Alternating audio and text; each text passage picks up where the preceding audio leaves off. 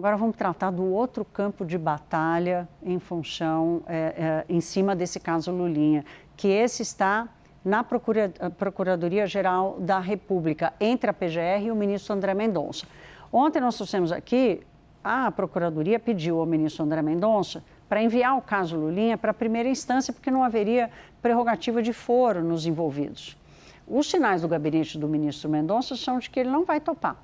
E a apuração do nosso Telcure é de que o procurador-geral, Paulo Gonet, pode recorrer dessa decisão se Mendonça realmente tomá-la, ou seja, se quiser manter o caso no STF. Vamos ouvir o Tel. O recurso da PGR deve pedir que o ministro reavalie sua decisão ou leve o caso para discussão na segunda turma do STF.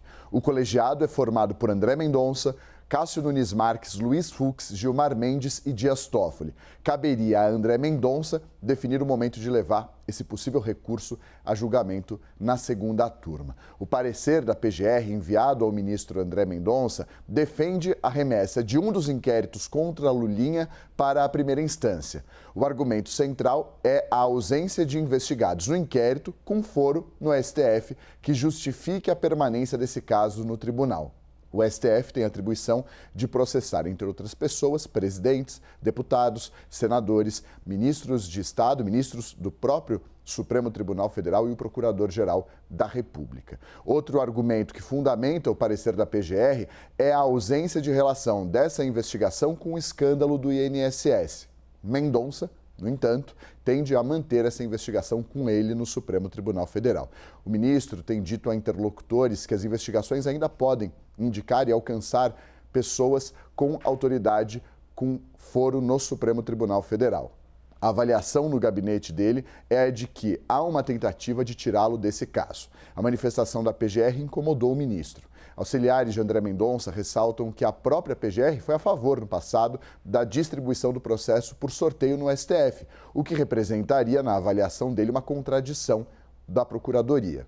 A PGR, no entanto, descarta qualquer tipo de contradições e avalia que se manifestou de maneira condizente com os dois momentos processuais que são diferentes. O primeiro, sobre a distribuição do processo, e o segundo, sobre a competência do Supremo Tribunal Federal em analisar o caso diante das informações iniciais a respeito dele. Matheus Teixeira já comigo. Matheus, onde é que vai parar esse desgaste, hein, entre a PGR e o ministro André Mendonça? Desgaste que começou no início do ano, né, Thaís? No caso do Banco Master, quando André Mendonça determinou a prisão de Daniel Vorcaro, Paulo Gonet foi contrário à prisão e na decisão em que ele determina a detenção do ex-banqueiro, o ministro afirmou que era lamentável a posição da Procuradoria-Geral da República. Ali começa um estremecimento na relação. Depois, vamos dizer assim, dessa dura do ministro André Mendonça em Paulo Gonet, ele deu uma recuada, passou a concordar com as representações da Polícia Federal, que, portanto, iam na mesma linha das decisões do ministro.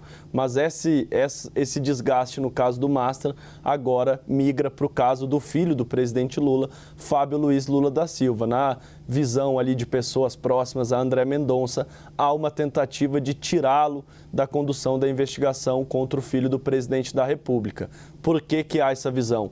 Primeiro, quando a Polícia Federal apresenta ao Supremo Tribunal Federal um pedido de abertura de inquérito contra Lulinha, isso vem direto para a presidência do Supremo Tribunal Federal, o que, na visão dos aliados de Mendonça, era equivocado. As provas que sustentaram o pedido de abertura de inquérito foram encontradas dentro do relatório da CPI do INSS, dentro do inquérito do INSS, ou seja, o relator era o ministro André Mendonça e ele deveria ser o primeiro a ser informado. Olha aqui, relator, encontramos provas que talvez não tenham relação com a investigação que o senhor conduz. Qual é a opinião? Mas não, a Polícia Federal foi direto na presidência, naquele momento interina do ministro Alexandre de Moraes, na segunda quinzena do recesso de julho.